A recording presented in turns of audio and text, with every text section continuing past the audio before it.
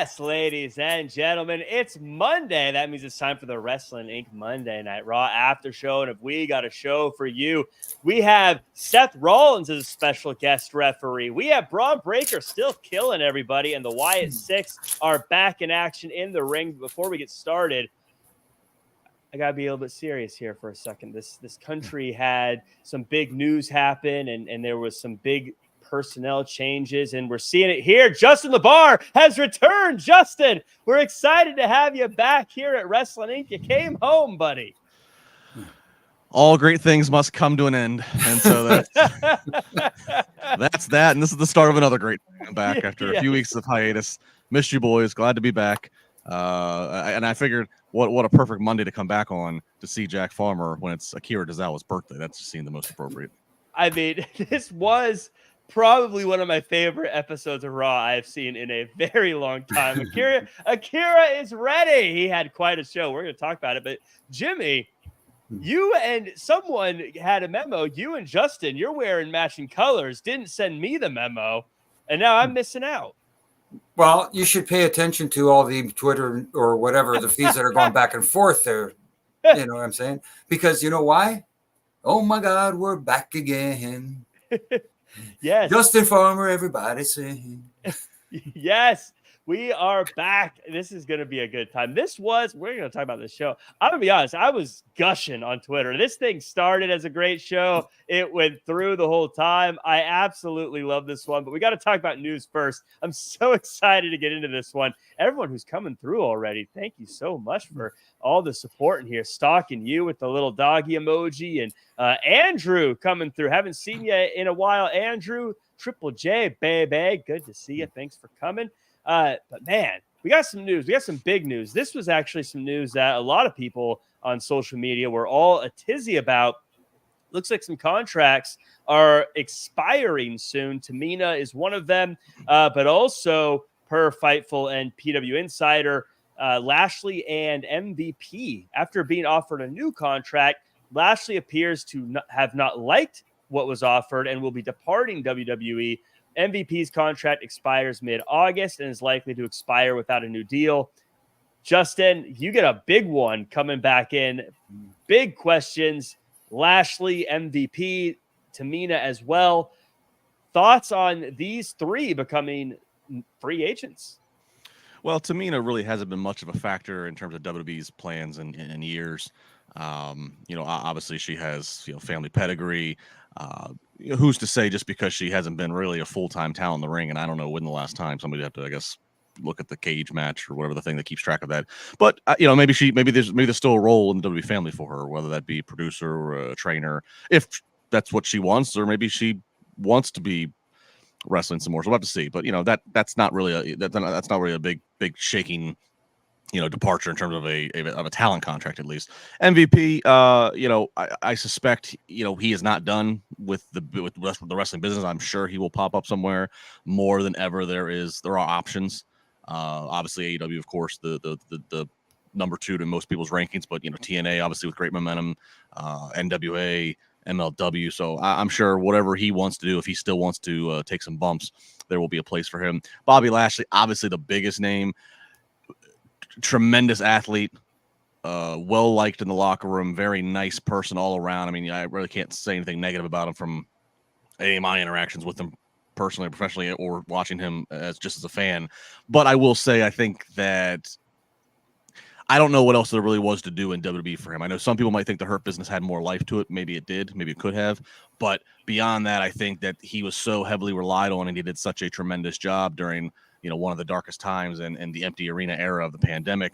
It just feels like there's kind of nothing left really to do or see of Bobby Lashley in the WWE world. He's accomplished everything. So that's the biggest one. And again, if he still wants to contribute in the ring somewhere, there are options, as I said. Yeah, Jimmy, I agree. I think all three of them can continue in this. A lot of people, I think, were a little upset. They feel like there was money left on the table with Hurt Business. I think there were some people who were saying, how could you not keep Lashley, but also Lashley maybe not signing? Mm-hmm. I always think, again, and this goes, and we've talked about a number of contracts expiring. I always pump the brakes a little bit. Any number of things could have been the issue here. I mean, Lashley, I saw it looks like he's 48 years old. I had to look that up because based on how he looks, he's like 24. But MVP as well. There's a million reasons why maybe a deal didn't work out. Maybe it was just, hey, I don't want to do this many dates. Maybe it's I want to get paid more. Maybe it's I want to be featured more. Maybe I don't know. It's hard to say why this didn't work out, but it doesn't look like it worked out, and potentially could be a big boon for again AEW, Impact, the Indies. I mean, could you imagine the Hurt Business rolling through these Louise?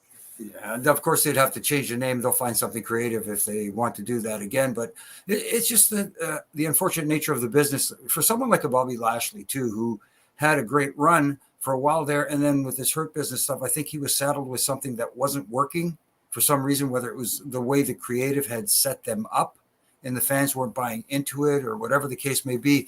And the unfortunate thing nowadays, I think you might agree with this, Justin, is a lot of people remember the bad stuff too much, as opposed to saying, you know what, let's forget all that, put it in the past, and let's move forward and see what they do next. They keep concentrating on, well, you know, when they were doing this deal or this gimmick, whatever, that didn't work. And why should I buy into him now?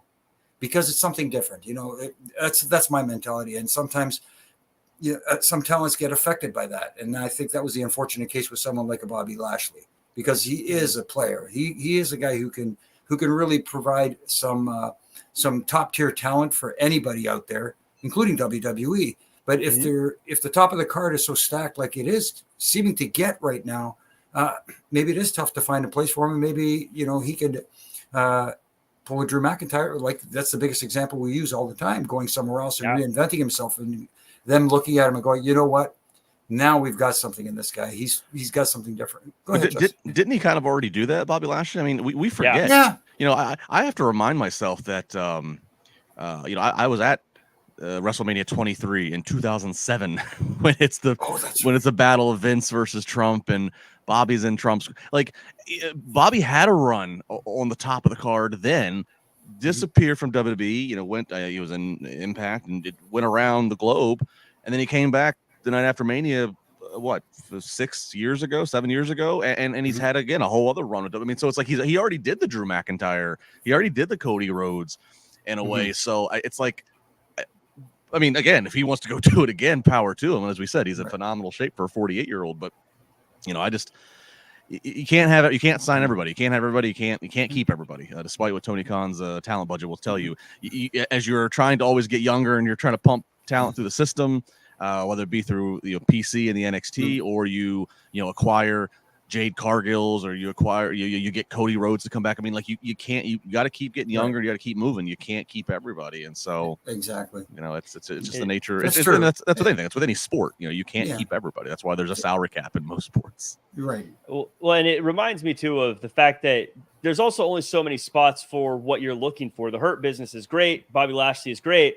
But if you look at the landscape of WWE at the time, you had the Bloodline, you have the Judgment Day, you have all these groups that are already big, powerful groups. There's only so many you can have. And, you know, it kind of reminds me of in football, I always love to use that as an analogy or an example of, you know, I think back to the Colts when they had Peyton Manning with years he could still play, but then they also had Andrew Luck. And it's like, yes, they're both great, but you can't have both. Like, there's just not space for both on the roster. So, sometimes someone's got to go, and that may have been the case with Bobby Lashley. Again, I don't know. Maybe they offered him the world, and he was just like, I'd rather not do it. I don't know. But Justin, my question for you is, as far as places to go, this is the big question. TNA has been great. TNA has been on the rise. It's been hot right now. A lot of great talents there. But because they are kind of working with WWE, and a lot of people are looking at it as a place for WWE to pull from, if you're a former top-of-the-card WWE guy, is there something that would make you not want to go to a TNA, which is kind of like where like the future talent is, if that makes sense? Does it kind of feel like I'm just taking a smaller contract for a smaller company to try to be a part of the same big company I was already at, if that makes sense? Not necessarily. You know, I think that, you know, I look at my our new busted open co-host and colleague Nick Nemeth, and of course now world champion. You look at a situation where it's like if you can get whatever dollar amount you want with the TNA, be committed to their dates, but if you also have the freedom to still work other shows, I mean, that's kind of the best of both worlds. Is you're on this brand that's got 20 years of history and has some juice behind it, some momentum behind it. But and if you can get paid again, whatever number is satisfying to you, but then again, still have the freedom to do other things, other indie shots, conventions, whatever. I mean, I don't think I think if anything, it's kind of like a you're just still kind of keeping your foot partially in that WWE sphere of, hey, the two companies are talking and doing business, so I'm not completely exiting the scene, and who knows, maybe we have a TNA versus NXT War Games, and wouldn't that be a fun spin of where I was once the WWE guy, but now I'm leading Team TNA. I mean, like there's I don't think to your question of TNA, I don't think that's I think if anything it might be a little attractive. It might, if you can. If you're a Bobby Lashley, if you can get a deal like a Nick Nemeth has, or like a Matt Hardy has, where it's like, ooh, I can get paid, but I still have some freedom, but I'm also still kind of like a little bit associated with WWE and NXT. What's going on? I mean, that's an exciting possibility. Again, TNA can't sign everybody, so but right. I mean, there's so much wrestling talent right now. I feel like we're saying about every company. Well, they can't sign everywhere. Well, geez, everybody can't sign everybody. It's a great time. As a pro wrestling fan, to see so many great companies out there. And speaking of so many great companies, Fox, the Fox-owned streaming platform, Tubi, is once again expressing interest in having wrestling on their platform, whether it be partnering with a pre-existing promotion or developing their own. Now, Tubi, Jimmy, has had talks in the past with other companies like MLW. Apparently that was squashed due to a WWE situation there, and there was some legal disputes between the two. But speaking of, there are so many wrestling companies, and wrestling, the business is so good right now. Tubi looking to get involved, whether it be bringing someone in or a current company starting their own. Again, has to be good news. Who would you like to see go to Tubi? Would you like them to start their own company? Would you like them to bring in an AEW, a TNA, an MLW, who they talked to in the past, NWA? Any thoughts on that? I would like to see them bring in somebody that has already been out there as opposed to somebody new, because then you have to start fresh. You have to start over. And if you got someone like an MLW or an NWA or anybody, like GCW, let's say, anybody like that, they've already got a bit of a following. So you've at least got a base to work with. And then the word can get out there and hopefully expand that base. So for me, that's what I would like to see. I would like to see them use somebody like that to build a platform on when they've already got a little bit of a foundation, as opposed to somebody starting fresh out of the gate. Yeah, Baby Ice saying, give NWA a chance in the chat here. Justin, thoughts on this? I mean, my initial thought is I'd love to see a company that maybe has difficulties getting to a nationwide audience, or difficulties being seen by everyone, which could be a TNA, could be a MLW or an NWA. I'd love to see them get the opportunity to get in more households easier. AEW, they're getting into households just fine, so I'm sure they'll be okay. So I always like more people getting a seat at the table, so I'd like to see someone like that get an opportunity here. Yeah, I mean, TNA, they have great streaming of their pay-per-views via Triller TV, but I do think their weekly programming is not as accessible, depending on what like I don't get the channel for so I have to really work to get, I cut the cord over a year ago, and so the streaming platforms that I combine and use to catch everything, I don't get TNA weekly, so I have to do some shady maneuvering online to make it happen. But I would. Okay, oh yeah, I would love to see whoever get some kind of upgrade and regularity with the streaming if Tubi is in fact interested. Streaming is an interesting dynamic right now, and Jack, this is that streaming is every day becomes more prevalent in our society and our consuming behavior, but yet the streaming platforms are still, most of them are struggling to make money to have all this content, so hence why we're seeing so many mergers take place.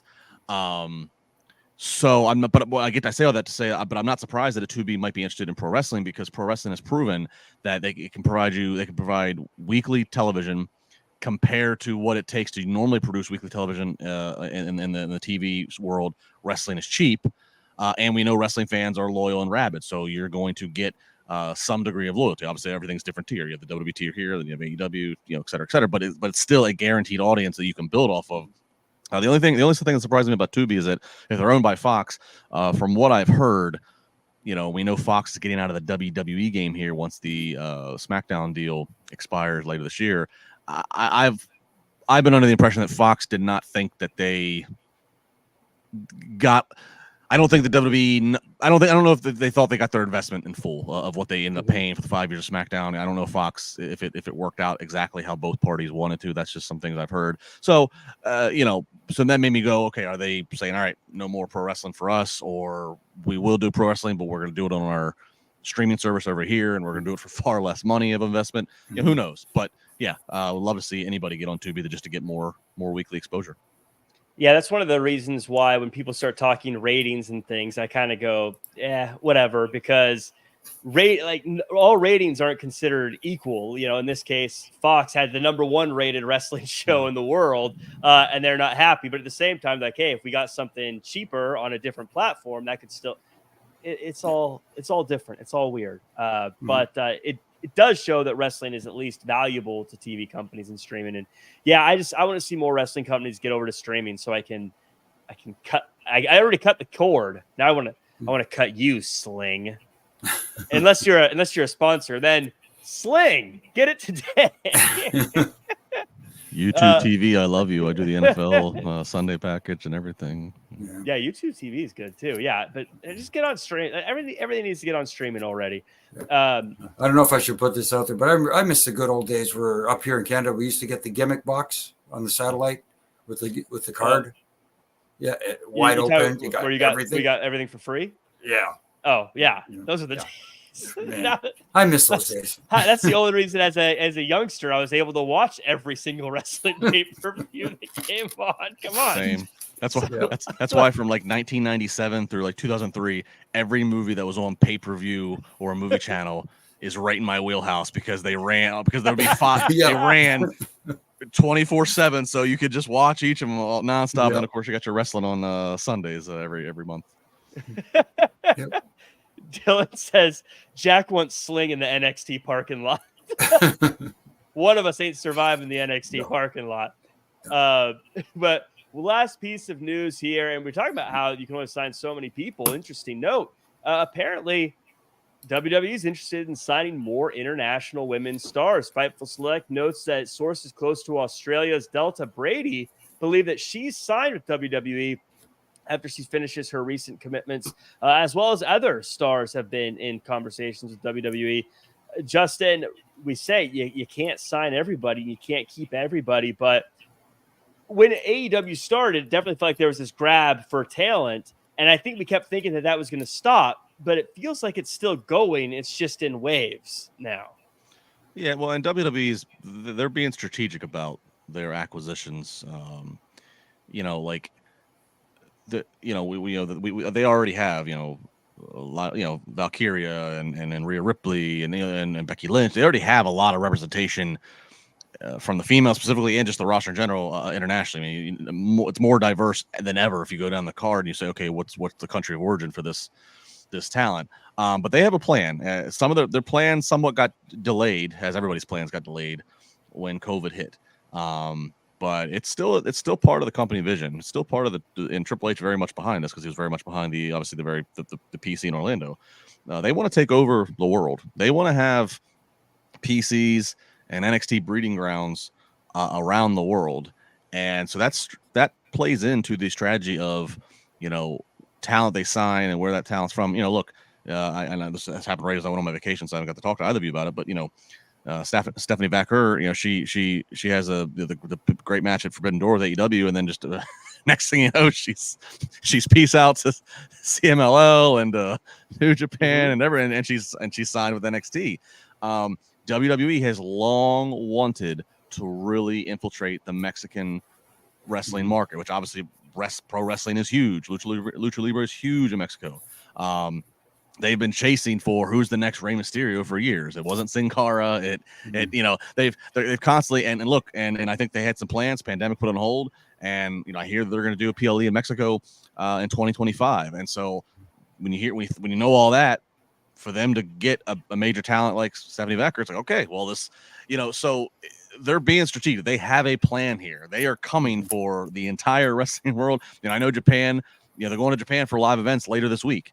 Obviously, you have New Japan Pro Wrestling, huge there, but WWE, I one day I would not be surprised if they have NXT Japan or PC in Tokyo. I would not be surprised if in the next 10 years that's a thing. There's a strategy here.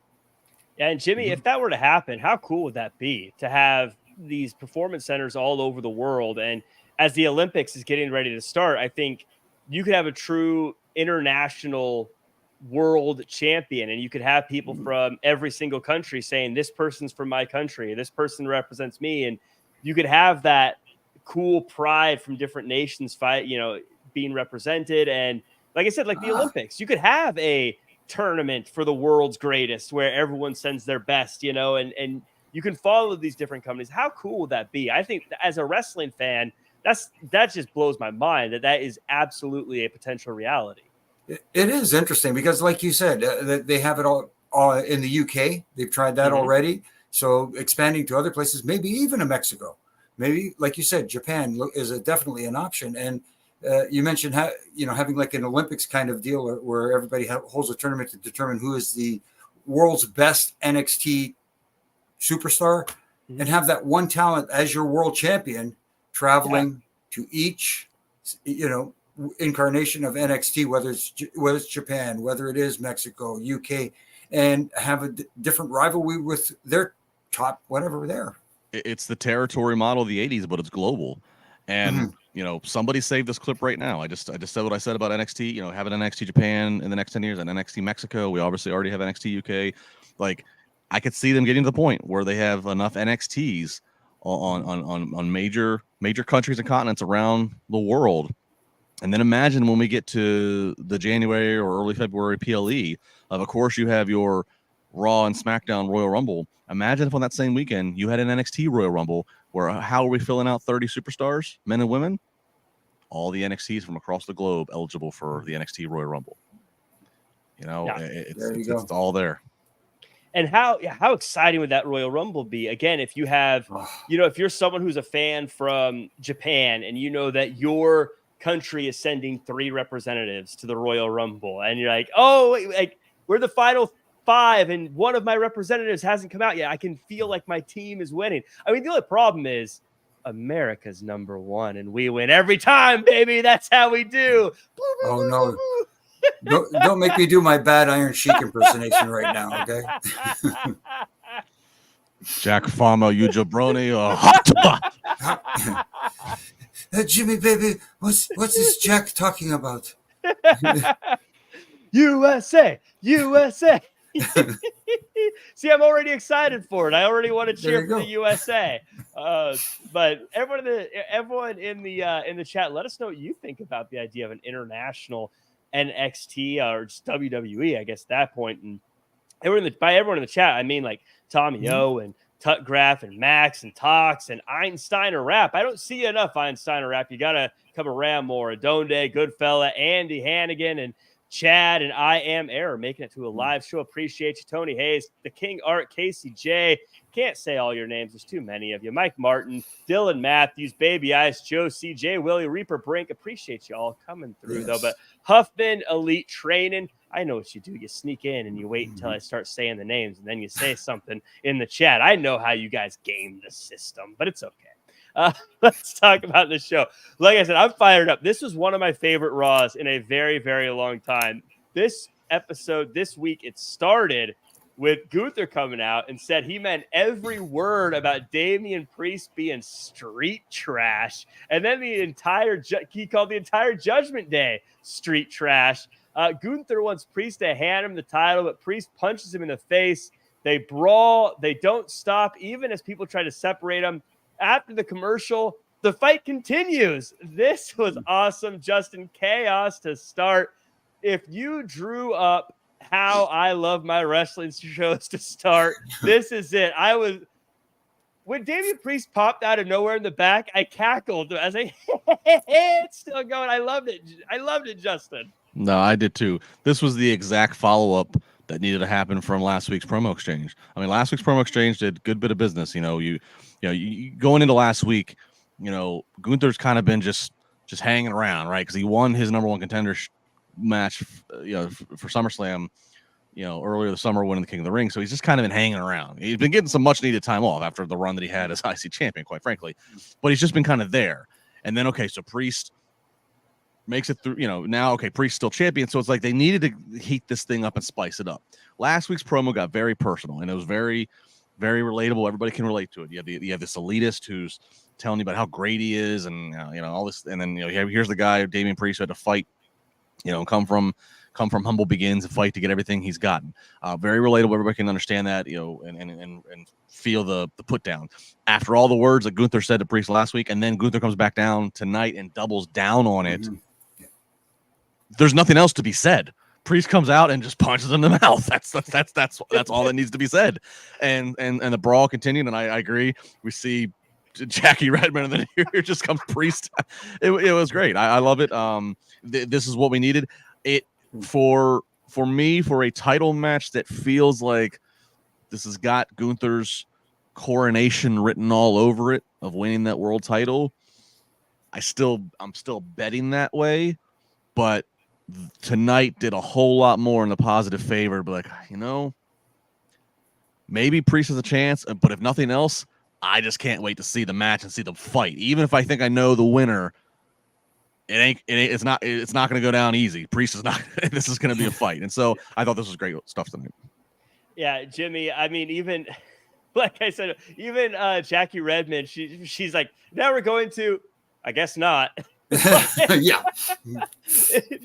This whole thing played out great, and I like Justin said, I think one of the best parts about this is how you would act. If you were Damian Priest, you wouldn't come out and be like, well, let me talk your ear off again. And Damian Priest has been kind of smiley lately and kind of jovial. He's like, no, because calling someone street trash is pretty hard. That's a pretty rough thing to call somebody, Jimmy. I love this. No, I absolutely loved it as well. And Damian Priest walked down from the beginning. His music hit, and he was coming out with a purpose. You saw it. It wasn't coming out playing to the crowd, prancing and displaying the championship. He was ready to do business. And like you said, I hate when they come out and say, I dare you to say that again. Well, he did just say it again. So wham, there you go. Get right into it. It's a fight. It's what anybody who's insulted the way he was insulted would react. And I love the fact that they went to a break and it didn't magically just disperse and all of a sudden we're going into the next segment, whatever it is. They were still going backstage. It was chaos. They were trying to get control and they couldn't get control. And I love that aspect of it. I thought it was a great way to start the show. Justin, one more thing on this is I feel like what are your thoughts on this? In Gunther's talking and kind of his perspective on this is that Damian Priest has not been a worthy champion or a good champion, and he hasn't lived up to being a world champion kind of person. Do you think that's kind of the right call to do with someone who's in their first championship reign and still sort of solidifying themselves as that main event player? Do you think that's kind of risking people actually agreeing with Gunther? If that makes sense. There's a risk there, but I think they I think whether they by design or just whatever, I think they kind of counteracted the moment that you might have thought, oh damn, Gunther's starting to actually say some things I think are kind of real. They went into the personal side. They went into you're street trash. They went into you come from nothing. You don't matter. So it's like he said what he said to kind of to highlight why he needs to be champion and that this title deserves him. And of course we've seen him be a great champion as Intercontinental champion. So like he's saying some things that, you might, well, how would I grade Priest's run? But before you could really dwell on that, before that becomes the defining thing of their feud, of their title match, they got personal and that's done it wonders. As I said, the promo last week and the exchange tonight. So I think they've handled this. They've handled it well. They've done, again, this. this match, again, you knew it was going to happen. We've known it's going to happen for a couple months now, or at least we knew Gunther was going to be in it. And so, like, Gunther's just waiting there. So they had to find something to really spice this up, and they've done it. And it's believable, too. Damian Priest, he was not, he did not come from riches. He did have to fight his way up, both in life and in the business. And Gunther, I don't know, but he at least is believable in the presentation that he comes from a higher status in the world. So it fits. It works. Again, and everybody can relate to it. And really quickly, what they did tonight too is they got the reaction from the crowd they wanted, because going into this thing, a lot of people were concerned, but they're both heels. How's this going to play out? Who's the crowd going to really, are they going to get behind Damian Priest? Tonight, they got behind him. No, I was just going to say to your point to that, another thing they did a good job of tonight was, when they start Raw and they like to show us the talent walking in the building, this and that, set the scene for the night. I love the fact that they separated the Judgment Day. We saw the three schmucks in Finn, JD, and Dom, and they walked through, and everybody booed when they saw them, and then everybody popped when they saw Rhea and Priest looking at a phone and laughing because, like, they're and then there's Carlito carrying bags. Like, they did a perfect job, like, of identifying and saying, look, we understand that they're still in Judgment Day, and we clearly understand you like half of Judgment Day and you hate the other half of Judgment Day. So, like, they're letting the crowd know it's okay for you to cheer Priest tonight. It's okay, just like you can cheer Rhea, because he and Rhea are the most like-minded right now, and then you got the other fools. So that was again a little subtle thing that I thought was smart by them and to start the show. I just want to know what's in Carlito's bag. Is he carrying just a bag of apples into the building? Is that what it is? Doesn't have gear. He just wrestles in the stuff he's walking in with. So you always got to have apples, Jimmy. They keep the doctor away. That's how it works. Speaking of Judgment Day, later on, Dom is really insecure about what Jey Uso said, and him and Rhea going back and forth. So him and the boys are going to go beat him up. But when it's time for a beat, while they're looking, of course, Dom runs into Liv, and they have a little exchange. Liv continues to dig her heels in. So later, Rhea drags Dom out to lure Liv Morgan to the ring like bait. But Liv Morgan comes out and says she has feelings for Dom, and Dom doesn't like girls like Rhea, which I audibly gasped at this point. Then Dom finally tells Liv he hates her, and Liv leaves in tears. Justin, so this is again. I was this whole show. I was just giddy. I love this entire show, but I'll be honest. I felt really bad for Liv the way she was walking away in tears. Yeah. I mean, the soap opera is very entertaining. You can argue it's the number one story in the company right now. Tonight did not go exactly the way I expected it, because I mean, like, Dom, says he hates her and this and that, and they put down Rhea, doesn't like girls like you. And then Dom runs down Liv and makes Liv cry. And Liv's supposed to be the heel in this. So it was a little, but I suspect that it's all going to kind of make sense once we see it unfold. I don't know about you. My prediction is it looks like things are back to paradise for Dom and Mommy, but let's see what Dom's actions are at SummerSlam, what his intentions are at SummerSlam, and then everything might truly come and play out. But yeah, this is the biggest winner of this has been Liv, right? I mean, Rhea was already so over. I mean, she walked into Mania's champion, left Mania's champion. Dom obviously gets some of the best heat of anybody. Liv, this has really put her at the next level. It sucks that it sucks that what the catalyst for was her legitimately injuring Rhea.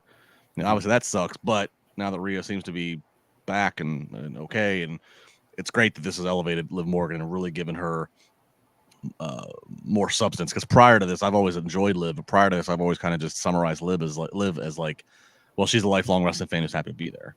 Mm-hmm. This now gives now she's the home wrecker who's messing with Tom and the Judgment Day. This has been some good stuff.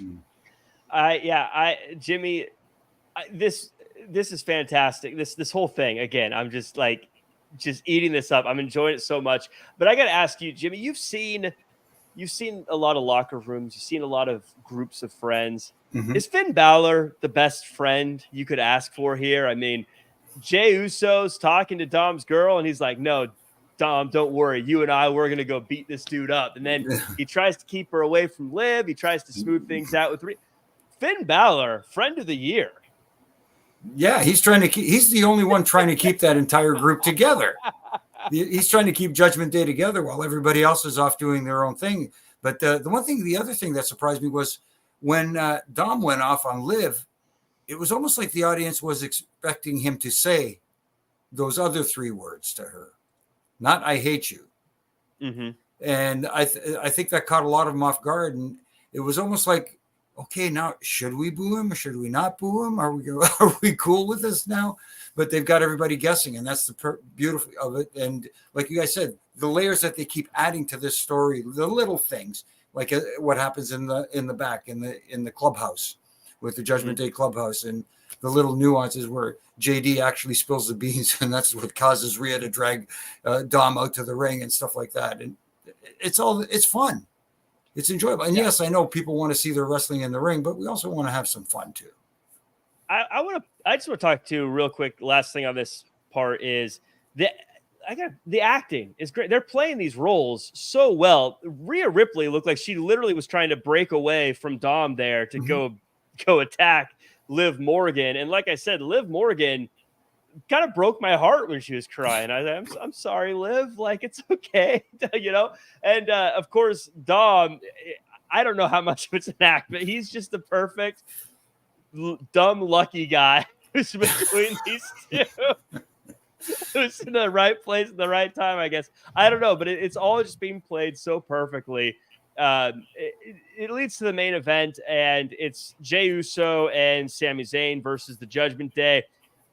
I'm not sure if a lot of story beats come out of this outside of the Braun Breaker thing that happens at the end, but Jey Uso, Sami Zayn, internet loved them as a team together. They say tag team championships in the future. Would you agree? I like them as a tag team, but I don't think they should tag together just yet. I like let Sammy have his run with Braun Breaker for now, and then Jey Uso is a hot singles talent right now, and you don't want to. I don't like using this term. You don't want to hamstring him in a tag team right now. I think he's a hot commodity by himself, so I don't think it's the right time for Jey to, especially with what we're anticipating with what might happen with the bloodline once things get going with that, with the return of a certain tribal chief that we're hoping happens soon. So I don't think it should happen yet. But as far as a tag team, they did work really well together. I thought it was you talk bangers? I thought it was a banger of a tag match. These guys, Sammy's just brilliant at working from underneath and as the sympathetic babyface. And they had a couple of hot tags that got the crowd into it. And I thought the match was great. Justin, any thoughts on the main event? One thing I thought stood out to me that I didn't really see talked about a lot is I did notice JD McDonough has quietly been getting more offense in and not looking as slip on a banana peel in the ring as he has in the past. And I'm not saying he's been dominant or anything, but I wonder if this is a subtle, like, we're starting to get him to a point where he's supposed to be more dangerous in the ring, if that makes sense. Yeah, no, I would agree with that. I mean, it definitely feels like Judgment Day is nearing their expiration date, right? With all the dynamics going on.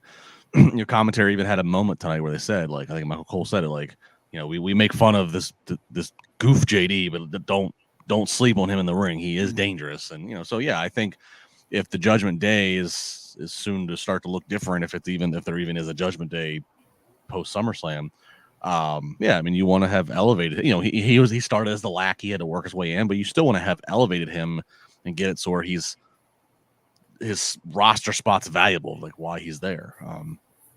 And yeah, I agree with Jimmy. This was a really exciting tag match. Jey and Sammy makes sense because there's history there from Sammy's Usi days.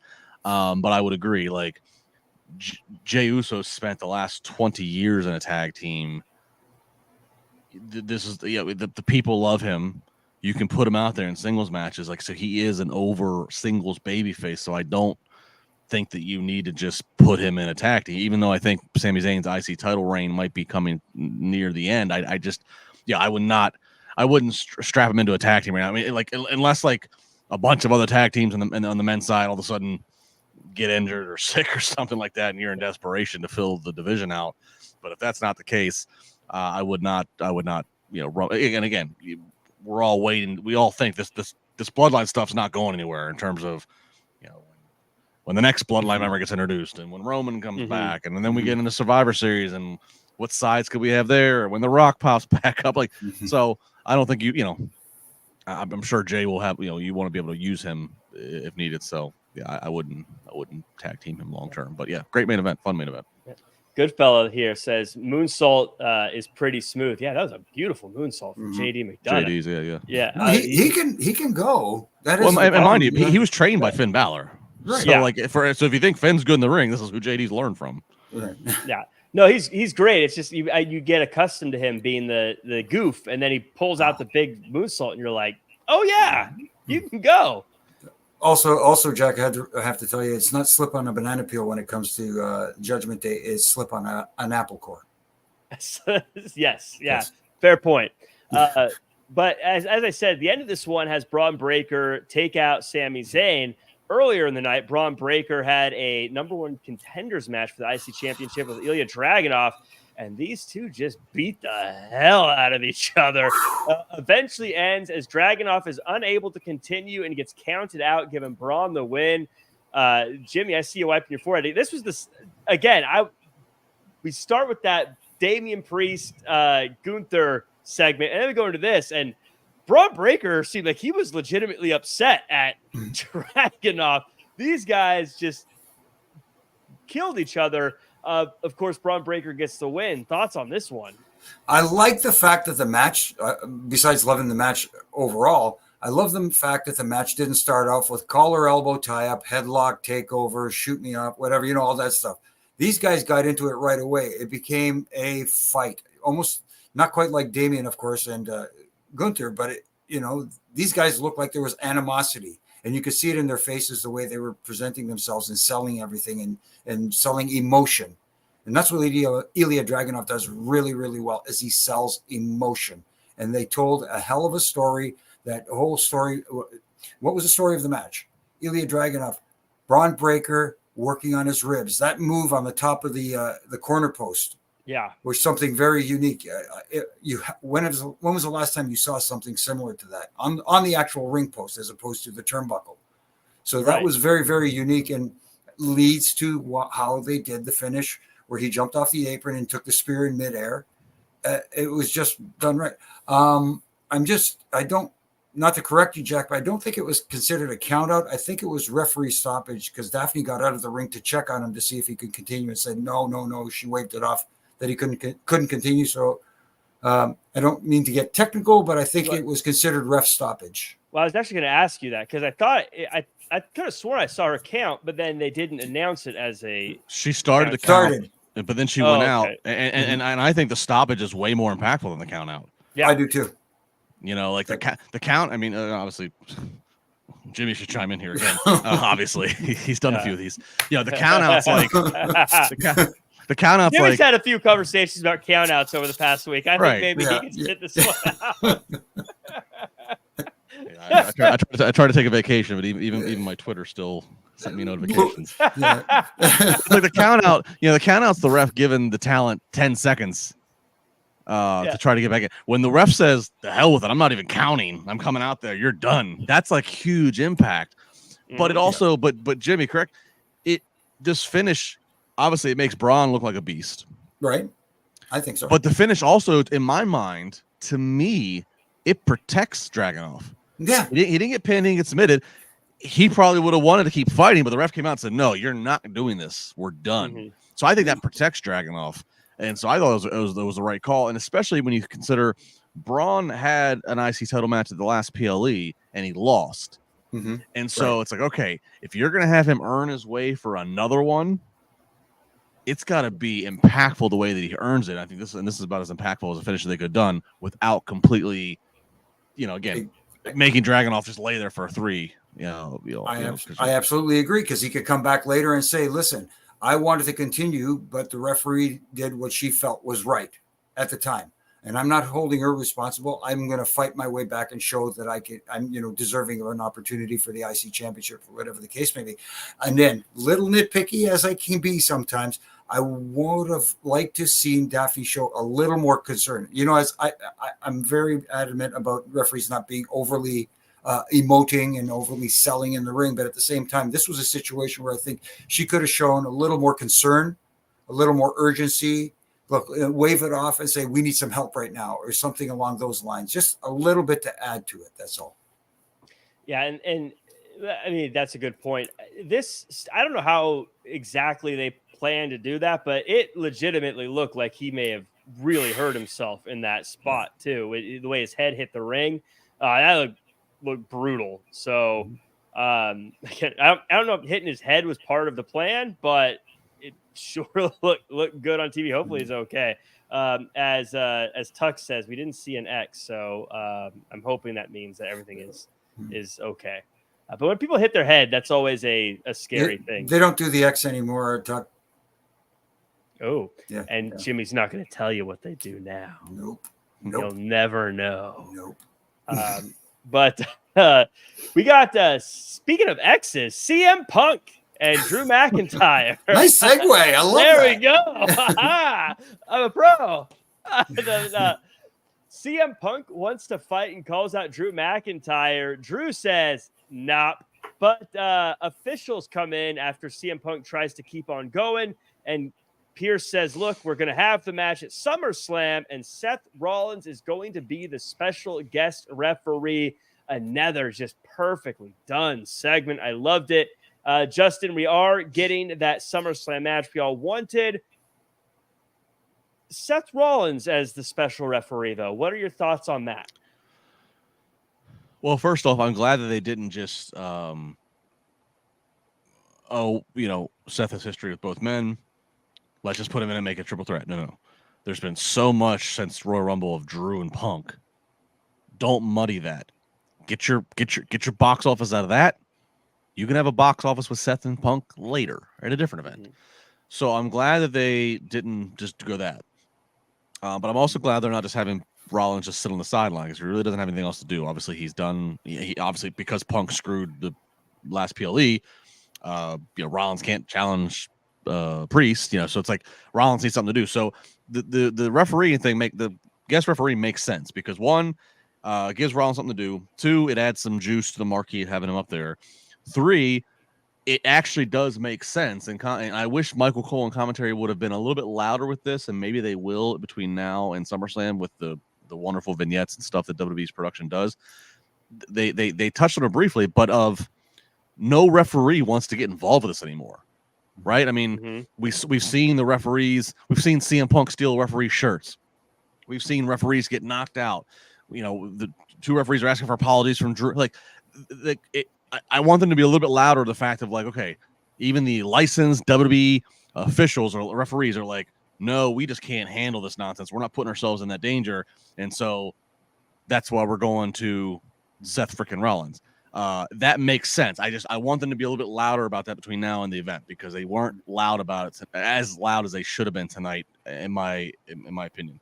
But when you hear all that, it does make total sense. This is gonna be fun because Seth doesn't like either of them.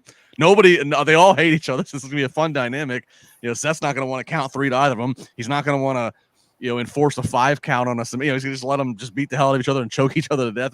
There's a lot of dynamics that could be at play here, and so it's gonna be fun. It makes me think of SummerSlam '97 in East Rutherford. It makes me think of Brett versus Taker with Shawn as the ref. Right. Nobody likes anybody. Nobody trusts anybody here, so it's going to be a lot of fun. Yeah, that's exactly what I was thinking. Actually, when this came up, and that allows them to also then pivot this once it's over into something different and gives them a lot of leeway coming out of this. I do feel a little bit bad for Seth at this point in the sense that the last big event, WrestleMania, his match didn't really pan out the way it was supposed to, so he got tacked on to something else. Now, this time around, it's SummerSlam, next big event. He's kind of tacked on to something else. He's one of my favorites, so I want him to be in his own thing, but it's just kind of the way things work out. He's in a good spot. I'm not worried about the fella. I just I wish I'd love for him to be on one of these big tentpole events with his own thing. But Jimmy, Drew McIntyre, I thought was phenomenal in this. I thought the the way CM Punk looked incensed during this was just another. I'm gushing over this week. I told you I love this one. Just great segment overall. I love the fact that Drew wasn't angry Drew and ready to beat everybody up, including everyone backstage, anybody, production crew, anybody with a microphone. It didn't matter. I like that he was like, he had that confidence, that cockiness where it was like, yeah, I want to fight you too, but not today. And in a sense, CM Punk, who is now, it was kind of like a role reversal kind of thing. So I enjoyed that. And I'm just wondering now with when you have Seth Rollins as a special guest referee, what happens when you have one of the superstars as a special guest referee?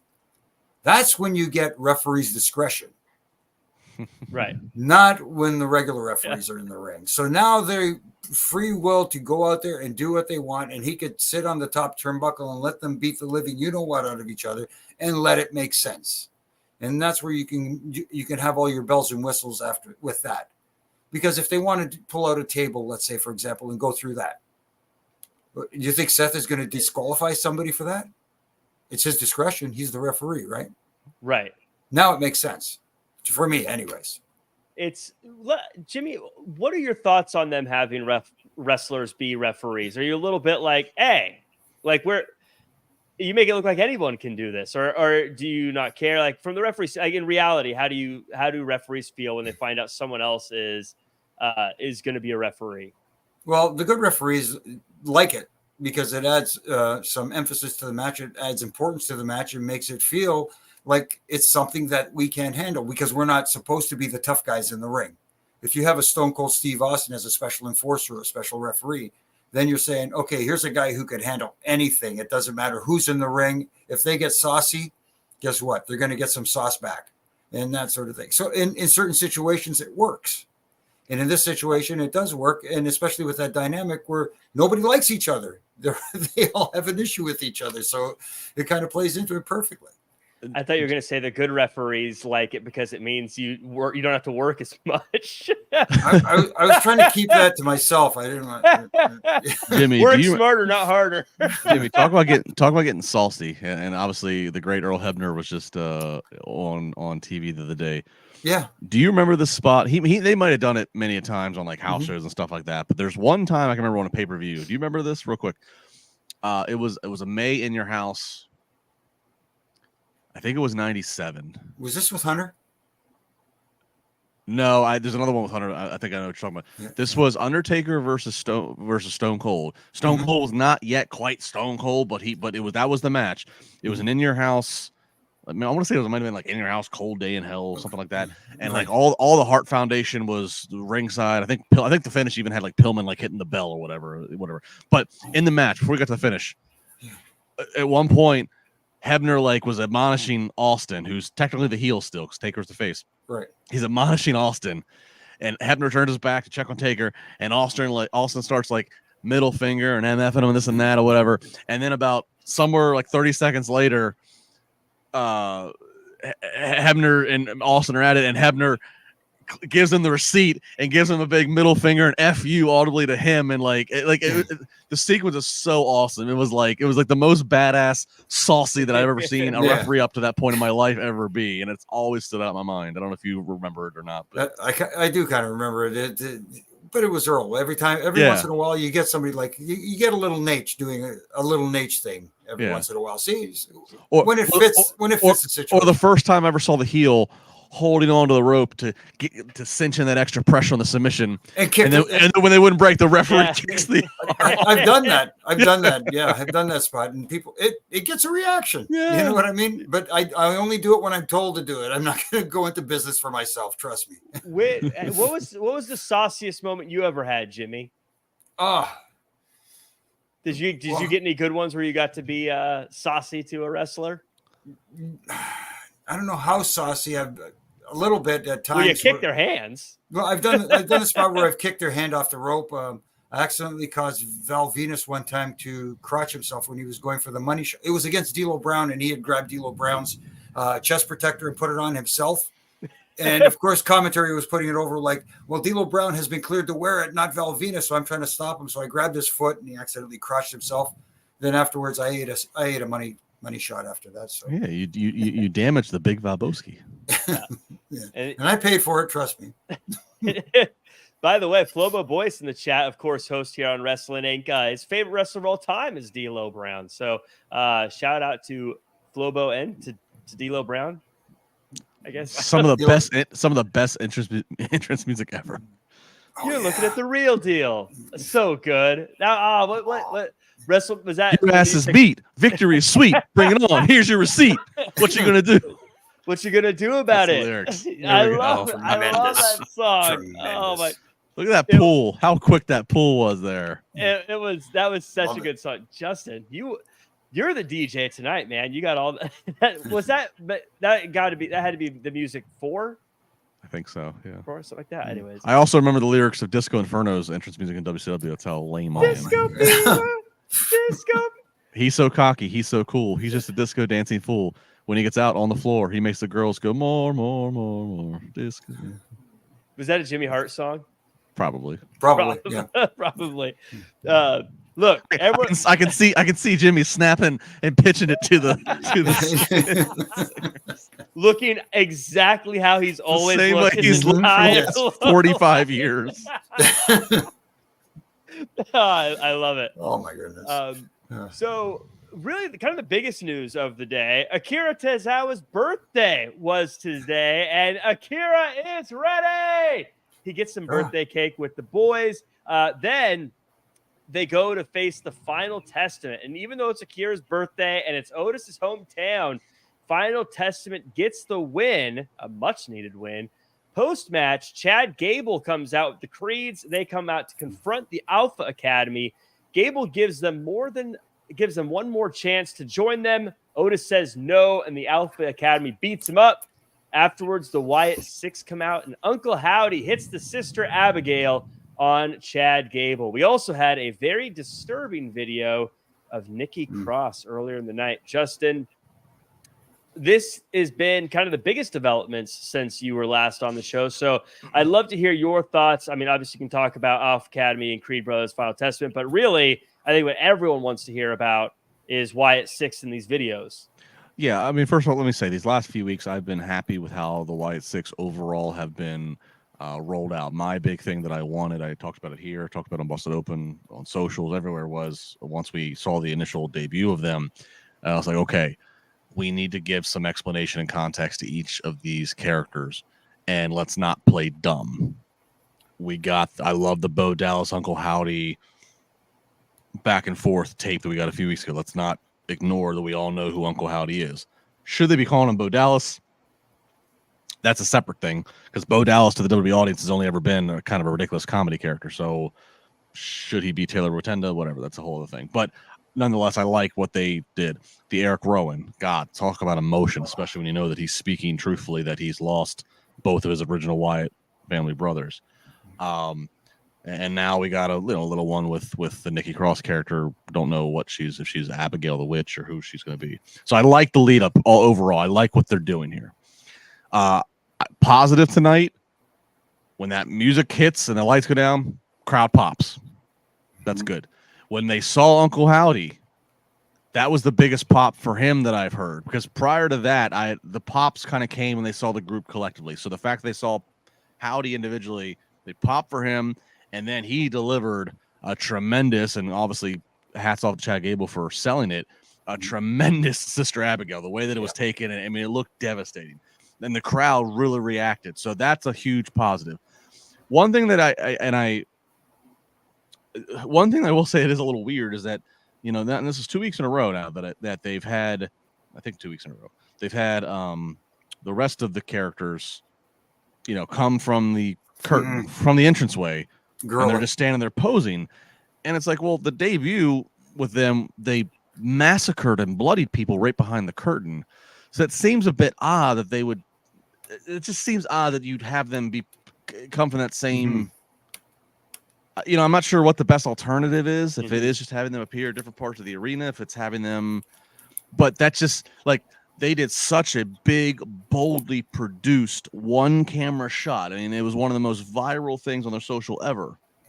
When they made that debut of that camera following along, us seeing what looked like a murder scene.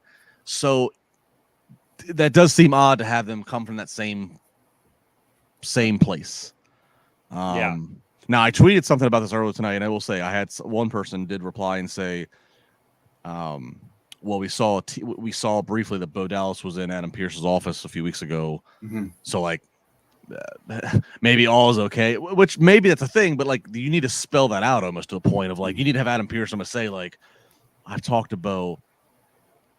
He and his friends are a little conflicted, but like, you need to like address something because it is kind of odd. Yeah. But that's my biggest nitpick. Otherwise, though, I'm still having fun with this. So it is, and now that you bring it up, it does make you think like that initial attack didn't really. I mean, I get you want to get our attention, but yeah, now it hasn't really contributed much to what the actual characters are. But it does, I guess, set a tone for them. I say every week, I feel like, man, you've got to do something to keep me on board because you can't just keep repeating the same thing. But they always give us just a little bit more every time. It's like, okay, we're building.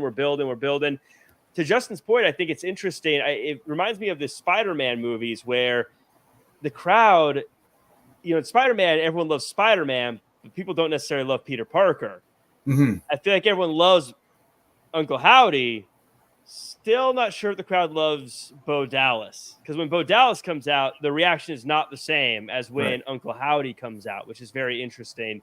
But again, I thought this worked out well. And also, I really liked the fact that Nikki Cross's video, especially after Eric Rowan's, was so personal and emotional, very different, but also very disturbing. This was probably the most disturbing one to me so far, I thought, Jimmy.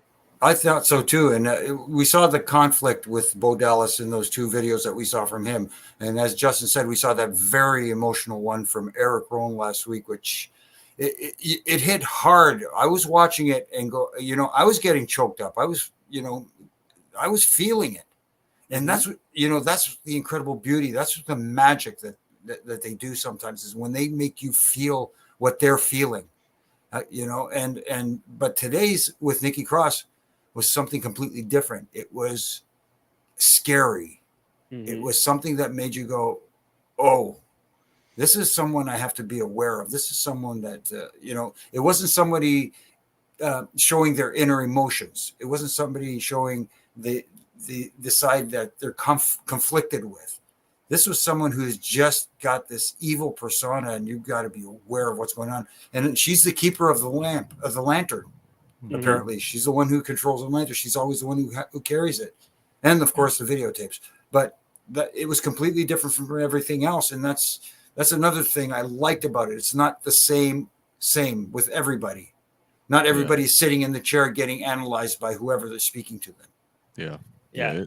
It's going to be. I mean, it looks like we're kind of headed towards maybe Chad Gable versus Uncle Howdy at SummerSlam. That's going to be a huge test to see if they can keep with this interest and momentum, because again, Uncle Howdy looked cool under dim lights, a few strobes going off and smoke and delivering that Sister Abigail. If we have all the house lights up and the rings lit like it is for every other match, how is this going to look? Is it going to look good? I throw this out there.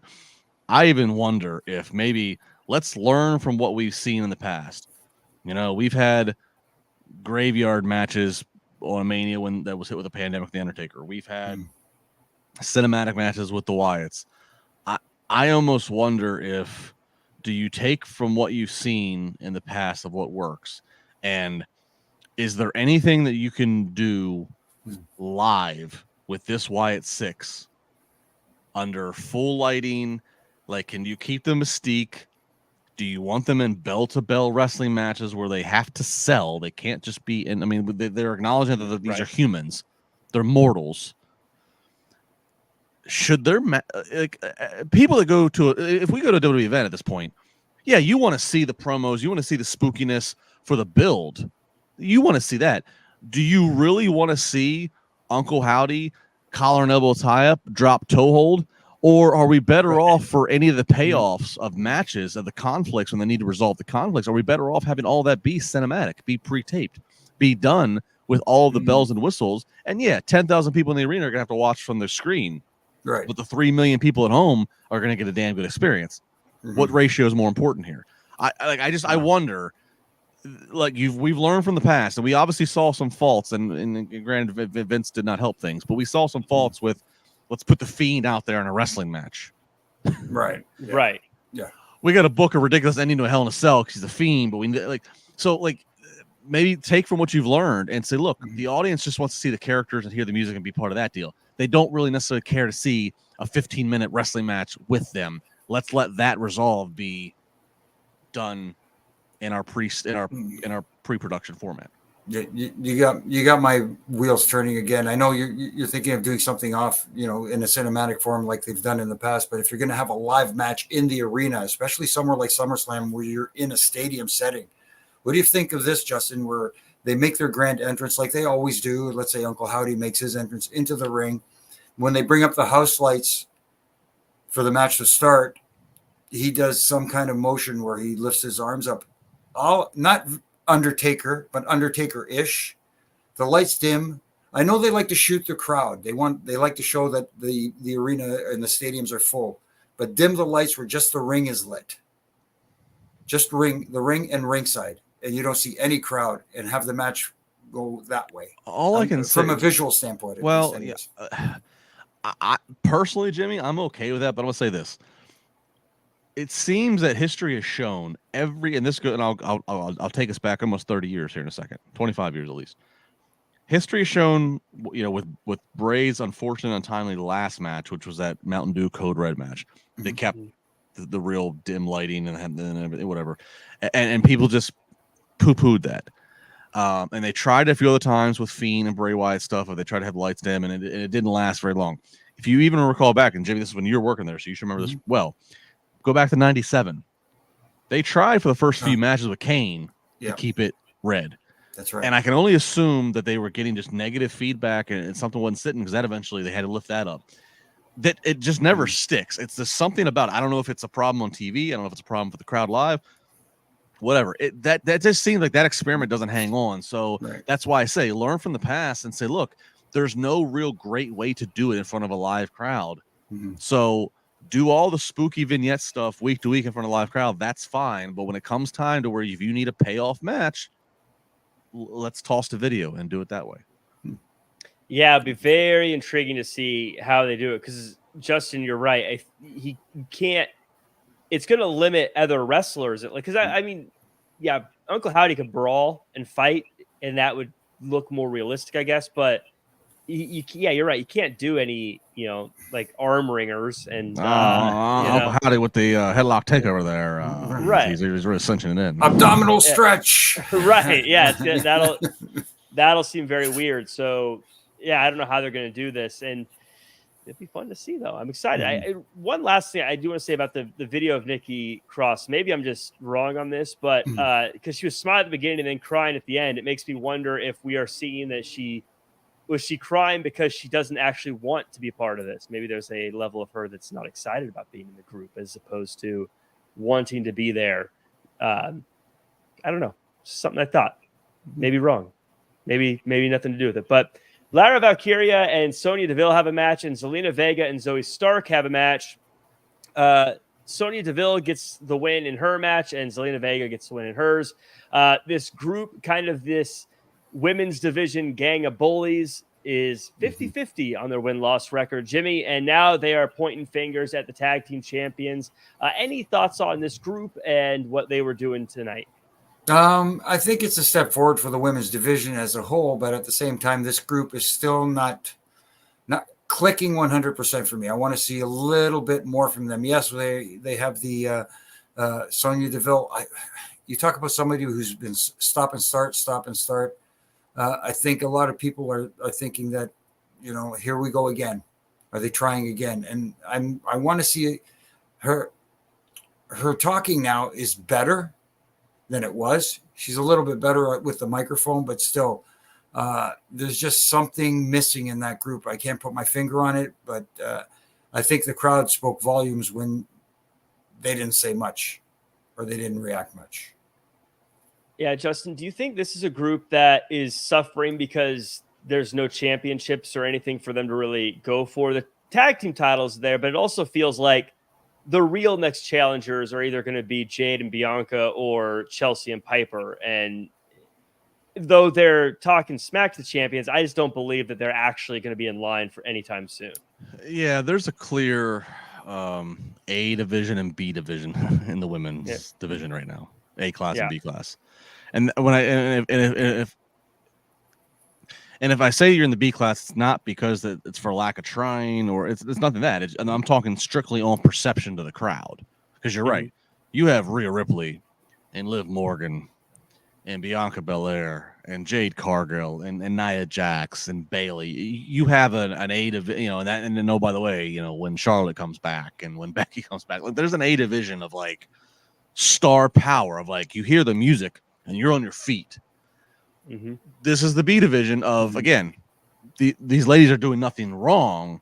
They're trying to do what they can with the time they're given, but yeah, there's just not a lot of connection right now. That's just not there. I don't know what the answer is. I don't have the answer to that. But this, and look, it's the cutthroat environment you want, because as we talked about kind of early on in this episode here, as they are signing more international talent, they signed Stephanie Vaquer, and as they're signing more and more, and granted those signings might be designated NXT to start, it's a cutthroat environment. Your spot is never guaranteed, but that's the direction the company's moving, and that's what they want. They want that. They want to be able to choose from the best of the best, and they're trying. They're giving something here. They gave a little promo, Zelina Vega there at the entranceway, so they're trying. But right now, it still is. There's a clear A class and B class, and all of this right now kind of just meddles into a B class of the fans are like, then you have the two. Isla Dawn and Alba Fire. No, the two that came out with Valkyrie. Carter and Thank you. They've tried. Like they're trying. It's just not there yet. See, and that's the problem, Justin. And no disrespect to the ladies, is now you're trying to remember who they are, and it just, again, people are not clicking. It's not clicking with the people. I wanted to say the party girls, the girls that come out, do the rave thing. Right. Last thing, Bronson Reed has a match scheduled with Pete Dunne, but Sheamus comes out and just takes them both out. Later, calls out Pete Dunne, says we can either have a drink or we can have a banger. Jimmy, this one seems like it's pretty straightforward. How you liking it so far, though? I'm okay with Sheamus helping. Again, I think he's put in that position where he's going to try and elevate some other talent. Bronson Reed is one that's still scratching my head about, because just when you think he's on a roll, the brakes are put on again. The tire stops rolling. So other than that, it looks like Pete Dunne's in for a banger with Sheamus. I'm just curious to see what more we get out of Pete Dunne other than a good match in the ring. Yeah. And that's what I want to see. I want to see where his persona is, where his character is going forward. Justin, we talked about how talented everything is in WWE right now, everyone, and how hard it is to find a spot. These are three guys who I think any other time in wrestling, we'd be like, oh, they're definitely secure in a spot. But right now it's like, I guess you guys will have a match and, fight for time here. It's kind of insane that Sheamus isn't a featured player right now. Yeah, I'm a huge Sheamus fan. I'm a huge Bronson Reed fan, and I appreciate Pete Dunne as well. So yeah, it's kind of like I like seeing all three of these guys on TV, but the answer is not this, because again, I'm very critical in other companies when they do this, notably AEW.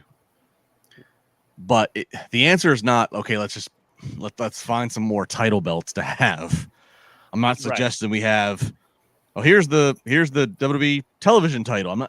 I'm not suggesting we add more titles, but this is kind of a situation of like, all three deserve to be on TV, but there's like a lack of like the audience like having necessarily maybe the substance of like, okay, well, why are we fighting? Why do I care? Again, so I don't know what the answer is here. Again, I'm a Bronson Reed fan, and I keep saying every time he goes to a new city and they see him get to the top rope and he does that tsunami, they go, oh, and he makes an impact.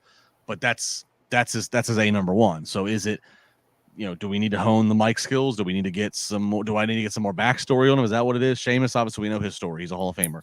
Pete Dunne he's the bruiserweight, right? He's the, it's like maybe we got to get into the weeds some more with the storytelling of specifically of Dunne and Reed. I don't know, but like they should be on Raw. I don't think they're taking up spots that are unjust, but the substance here was kind of lacking for me. Right. Yeah, I agree. And it's it's funny, if you go to a different time in pro wrestling, I'd probably be like, oh, this is okay. But I feel like this standard is so high right now that I feel like, I want more now, which is a good thing. But at the same time, I feel bad because I like all three of them. So there's where we are. That's the show. We covered everything. Again, I thought this was great. I loved this was one of my favorites, and it caught me off guard. I wasn't expecting to 2 weeks out from SummerSlam to have such a good time watching wrestling, but sometimes summer wrestling surprises you. Justin, any final thoughts, and where can the world find you online when you're not on vacation? Good Monday Night Raw. You're right. We're 2 weeks out for SummerSlam. This is they're trending in all the right ways. Obviously, they're harping as loud as they can. They're on Sci-Fi for the next 2 weeks, so that way they don't lose any significant chunk of viewers. A lot of stuff excited to shape up here for SummerSlam. The world can find me on socials at Justin LaBar. Of course, I'm back here with you fellas every Monday night here on the Wrestling Inc. podcast, and then you can find me every single Sunday morning on Busted Open on Sirius XM Radio channel 156, or you get the Sirius XM app and listen to us live or on demand, or you can get a condensed 30-minute version of the 3-hour radio show via podcast, myself and Jonathan Hood. So there's no when I'm not vacationing, there's no avoiding me. All good stuff. It's good to have you back, Jimmy. I've been chatting with you a bunch lately, but how did you feel about the show, and where can we find you online? No, I agree. I liked Raw tonight. Usually it's the go-home show that gets everybody pumped up, but they're pumping me up early, which is a good thing. I don't have any problems with it. I'm looking forward to see what the follow-up is, both on SmackDown and on Raw next week, to see how they're leading into SummerSlam. And as far as where you can find me, obviously, like Justin said, here with Triple J on Monday nights. Jack, it's usually you and I on Wednesdays, and I guess George is I don't remember if George is with us again this week, but sometimes we get a little spicy. Yeah. And like we did last week with the argument about countouts, but we'll save it for Wednesday. And you can catch me on the Reffing It Up podcast with my good brother in stripes, Brian Hebner, and RJ, our producer who holds the glue together. This week we got Joe Gallo coming up from NWA. Yeah. So we're going to have a fun chat with him.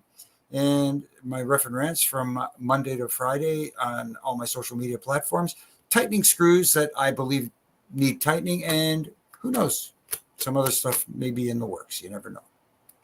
Well, we are actually going to be on Wednesday. Well, you can find me at Real Jack Farmer across all social media. It's going to be Jack Farmer, Jimmy Korderas, and John Jordan coming to join us again. John making a rare appearance. Always good to have John on the show. So everyone's got to tune in. It's going to be special appointment viewing.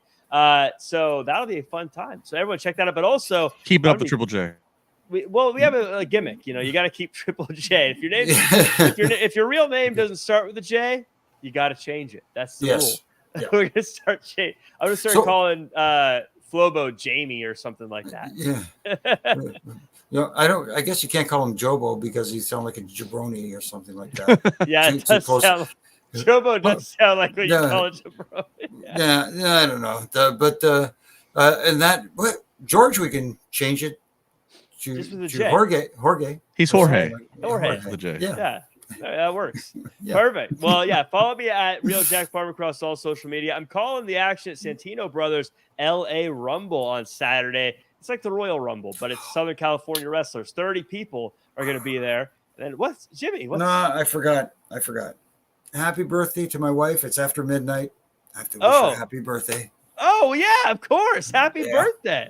Yeah. Wait, how could I forget? You mean it's now her birthday? Her birthday's not over. No. Her birthday the 23rd. So since we're past midnight here on the East Coast. Okay. I was about to say, if her birthday was the 22nd and you're just now saying something. Oh, yeah. You wouldn't be seeing me. You wouldn't be seeing me on Monday, Wednesday, or any other night. I think you missed the boat. Happy birthday, Audra. Yeah. Happy birthday, Audra. I think that's as good a place as any to sign off. Follow at Wrestling Inc. Happy birthday, Audra, from the whole Triple J crew. That does it for us, everyone. We're hitting end stream. Bye.